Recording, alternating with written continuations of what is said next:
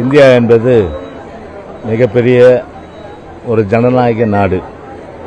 இந்த ஜனநாயக நாட்டில் ஒரு ஜனநாயக திருவிழா நம்முடைய தமிழ்நாட்டிலும் முதல் கட்டமாக இந்த ஜனநாயக திருவிழா இன்றைக்கு நடைபெறுகின்ற ஒரு சூழ்நிலையில் இந்த ஜனநாயக திருவிழாவில் தங்களுடைய உரிமை என்று சொல்லும்போது அது வாக்கு உரிமை.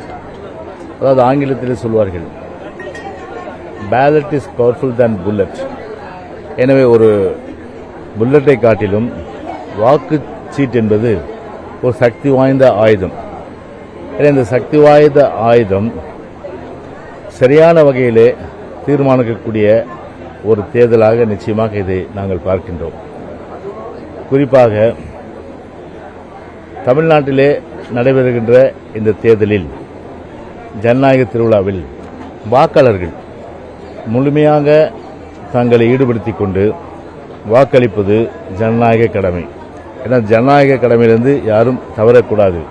நமக்கென்று வாழ்க்கையிலே அளிக்கப்பட்ட அந்த உரிமையை நிலைநாட்டுவது என்பது நம் ஒவ்வொருவருடைய கடமை என்பதை நாம் உணர்ந்து வாக்களிக்க வேண்டும் என்று, ஜனநாயக அந்த கடமையை நிறைவேற்ற வேண்டும் என்று இந்த நேரத்தில் நான் வாக்காளர்களை அன்போடு கேட்டுக்கொள்வதற்கு கடமைப்பட்டிருக்கின்றேன்.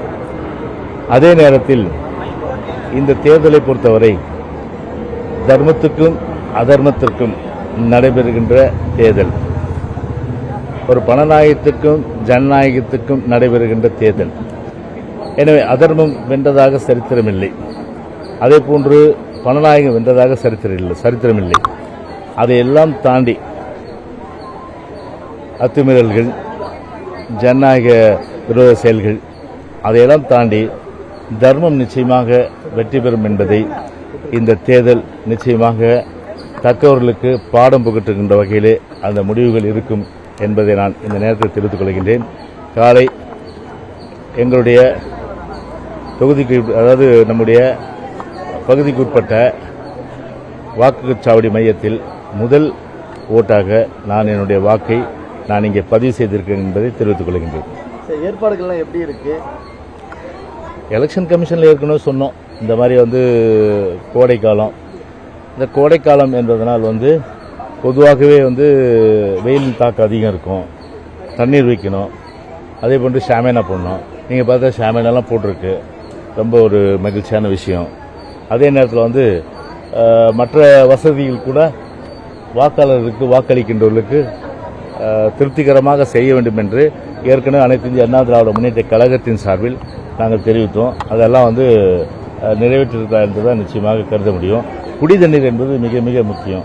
எனவே மதியம் வெயில் அதிகமாக இருக்கும்போது கொஞ்சம் அதிகமாக தண்ணீர் வேண்டிய அளவுக்கு குடி தண்ணீர் அந்தந்த பாகங்களில், அந்தந்த வாக்குச்சாவடிகளில் கொண்டு கொடுப்பது என்பது தேர்தல் ஆணையத்துடைய கடமை. அதெல்லாம் நாங்கள் கமிஷன்லேயே எங்கள் கட்சி சார்பில் சொல்லியிருக்கோம். கண்டிப்பாக அதெல்லாம் செய்வாங்கன்ற நம்பிக்கை. ஸ்ரீநகரில் 500 வாக்காளர்கள் விடுபட்டிருக்காங்கன்னு ஒரு விஷயத்தை சொல்லியிருந்தீங்க, சரி செய்யப்பட்டிருக்காது?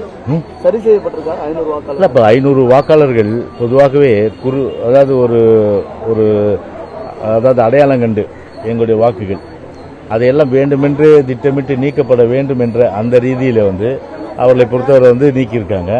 அதனால் அது மேற்கொண்டு கம்ப்ளைண்ட் கொடுத்துருக்குறோம். இப்போ கூட பார்த்தீங்கன்னா பல பூத்துகளில் அந்த மாதிரி டெலீட் என்ற ஆப்ஷன் இருந்தாலே அது ஒரு சந்தேகத்துக்குரிய விஷயமாக தான் இருக்கும். அதனால் தேர்தல் ஆணையம் இப்போ நேற்று இரவு சொன்ன மாலையில் பேட்டி கொடுத்தேன். இனிமேலாவது அது இந்த ஒரு 12 மணி நேரத்தாவது நிச்சயமாக அது விழித்திருக்குன்னு நினைக்கிறேன். ஏன்னா அந்த அடிப்படையில் ஏதாவது அதை உண்மையிலேயே ஒரு தேர்தல் ஆணையம் வாக்குச்சீட்டு வழங்கி வாக்காளர் பெயர் பட்டியலில் அவர் பெயர் இருந்து அவர் வாக்குச்சாவடிக்கு உள்ளே வரும்போது அந்த வாக்கு இல்லை என்று சொன்னால் அதை விட ஒரு ஜனநாயக விரோத செயல் நிச்சயமாக இருக்க முடியாது. ஒரு பெரிய ஏமாற்றமாக வாக்காளர் இருக்கும். எனவே அவர்களுக்கு அந்த வாக்களிக்கின்ற அந்த உரிமையை பெற்றுத்தருவது என்பது தேர்தல் ஆணையத்துடைய ஒரு கடமையாக நிச்சயமாக கருத வேண்டும். Thank you very much. நன்றி, வணக்கம். செய்திகளை உடனுக்குடனும் துல்லியமாகவும் தெரிந்து கொள்ள சப்ஸ்கிரைப் பண்ணுங்க.